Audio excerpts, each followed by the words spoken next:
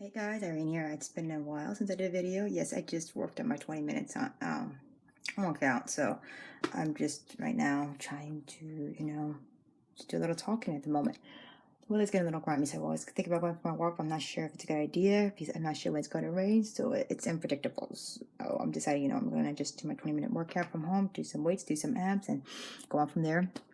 And then I have this tax paper I have to get done, which I've been procrastinating on. And I'm sorry for procrastinating, all you tax people out there, but I just don't want to pay $25 for the late. So what I have to finish, I owe about $25 because I didn't receive this at all. So I'm just going to pay for it and get it done over with and go from there.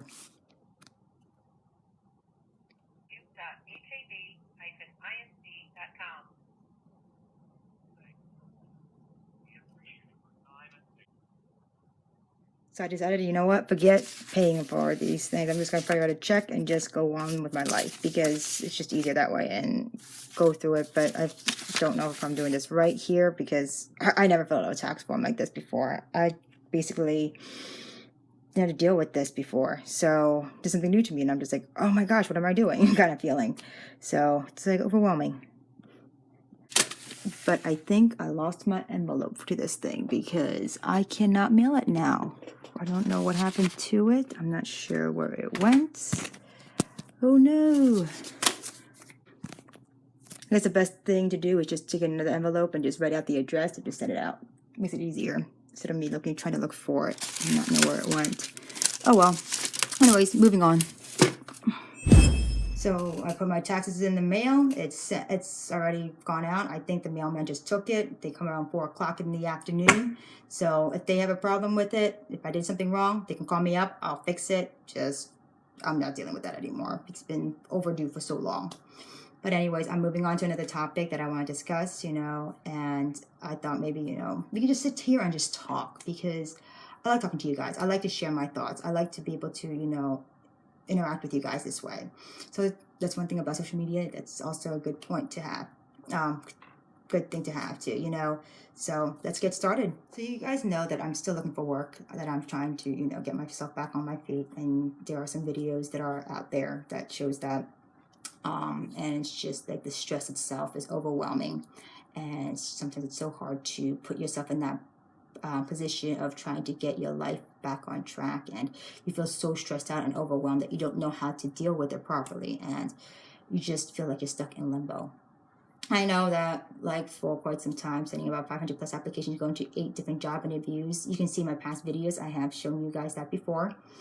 And trying to, manage my daily life, it's a lot stressful. I don't even have a social life because of what's going on right now.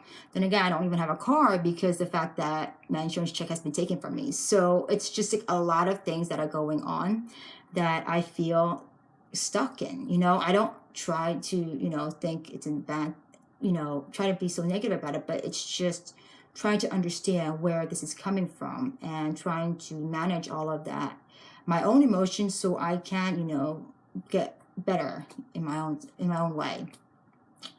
So knowing all of that, it's like, what am I doing next? You have that thought in your head, like, what am I supposed to do next? And it's just so hard to deal with because you think that you're doing everything right. You think that you're managing things correctly. You're trying to, keep things at bay. Yet at the same time that you don't really have that support system that you really need to really move forward either.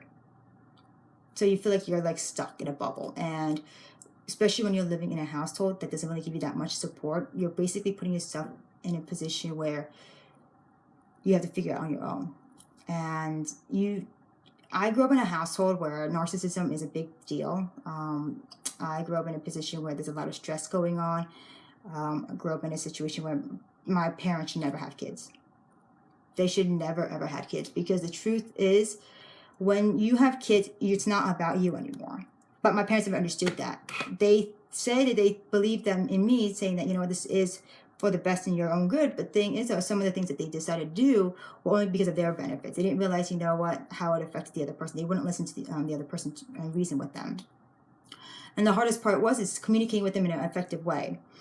And for me, especially, I'm really bad at communicating with them because every time I communicate with them, it's always a fight. They always have to win an argument with me. I'm always a scapegoat in this relationship. And it's just not easy to deal with. Like my sister, she was a golden child because she's like the doctor. She's everything they want her to be, which is great. But it's always in this position where you're in a narcissistic home and you're bound to rules that you have to follow, which I understand. Yet at the same time, that when there is a certain age limit where the rules needs to, fall. In my case, these rules that you were embedded as a kid, as a child, or they don't break them. They tend to escalate into adulthood, your adulthood. And I realized that, like, I have a narcissistic mother with an enabler father. My father enables her behavior because he doesn't want to be thrown out of this house again. I've seen that before in the past. I have seen how many times my mom would get all upset about something, and I get upset about things because I'm similar to my mother. You don't realize how much your personality is similar to a person in this household until you just realize it and start doing more research on why things are the way they are now. But I'm jumping a little ahead of myself. But realizing how much you try to improve yourself, trying to do something better, it's always someone that's something better, like else is doing something better than you are. And it's just ridiculous sometimes, And in my own circumstances, in my own case, not able to drive, money been taken away from me, realizing how much I'm trying to deal with my situation, realizing how much I'm trying to grow up here, but I can't because narcissistic parents or narcissistic mothers tend to manipulate the enabler father, and realizing, what, this is how it's going to be. They decided to talk about it, and they realize, what, this is the best solution. No, it's the best solution. It's because the fact that they are willing to only do it they think it's best for them, but don't realize how it is good for the other person. And what I realize more and more with these, they manipulate you in so many different ways. They're like entitled to control you in many ways. And the truth is, they can't do that. When you're an adult, you have your own life to live. I need to live my own life. I even try to text them try to talk to them. I'm thinking about emailing them. And I don't want to go through that incident, but it is what it is at the moment. And it drives me crazy because my money being stolen, it's just like I'm sitting here and trying not to stress so much. And being in the position of having a narcissistic parent and having that person, tell you how you're not good enough, how you can't keep a job, how you can't do this, how you can't do that, it drives me crazy. I was trying to transfer from one job to another. Didn't happen. Lost my car. That's the story. And in the car accident, I'm just giving you shorter Cliff Notes version. After losing my car, the insurance check came in. My father said that we will go look for a car. So I did. I didn't like the car. The truth was, if I didn't like something, that was not my choice. But the thing is, though, we said we'll sit down and discuss about it. Yet, that didn't happen. My mom decided to talk to my father. In between, there was this point where I confronted my mother because the fact that I thought that she was being a little bit immature about her attitude when she says she won't share some certain things to people, and it's just certain things like that. Like, it's just like she doesn't know how to, she makes other people look bad, but she doesn't like to make herself look like she's the bad guy. So it's just knowing how much that intakes, how much that comes into perspective, how much, narcissism is a big impact on the family. I know that because living in this household for so long, I picked up that characteristics as well. I don't want that to happen, but it does happen. And as I realized as I grew older and I realized how much, I'm trying to change my own self and my own life, it's going to take a longer time because I need to deal with this in a much more healthy way. Yes, I went to see a therapist. I went to see a counselor. I went to go see a shrink. I went to even stay in a hospital for 7 days straight. And it all came down to one point where my therapist told me something. They say that, you're in a position where your parents are narcissistic. They don't realize it. They don't realize that they need the help that they can get so they can get better. And I'm like, thank you. I thought I was the only crazy one. Yet, there was some of my therapists that I went to said that, maybe you can try and work with them and try not to, trying to like, compromise with them. Like, you have no idea. The more you try to compromise with them, the more they like to control your life. There is no compromise. It's their way, the highway, and it doesn't work out. And it was so much of a balance right there that I'm trying to understand when it comes to my own life as an adult, trying to live it out. It's kind of like I tend to blame myself for it, because I blame myself for the fact that I don't know how to handle this anymore. I realize I also got a wake up call too. I can't keep living my life as this, frivolous person. I have to be more responsible in my life. At the same time, though, I also have to realize, where it comes down to with living in this household too.